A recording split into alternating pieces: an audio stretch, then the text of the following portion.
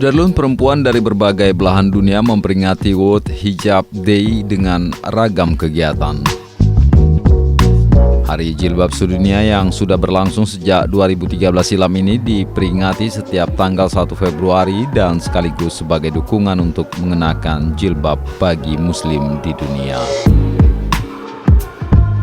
Di Kirgistan misalnya, peringatan World Hijab Day berlangsung di sebuah pusat perbelanjaan kota Bishkek. Kegiatan dihadiri perempuan lintas usia dengan sesi workshop dan penampilan serta foto.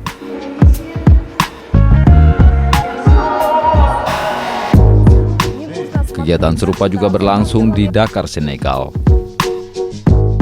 Mengambil tempat di sebuah lapangan terbuka, peserta berkumpul dan mengkampanyekan penggunaan jilbab bagi seluruh wanita dari lintas agama.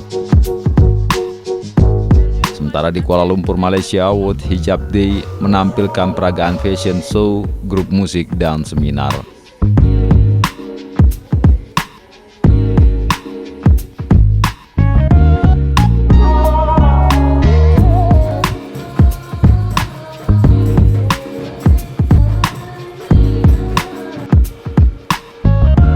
Seminar dan workshop juga menjadi agenda sekelompok perempuan di Jakarta dalam memperingati Hari Jilbab Sedunia.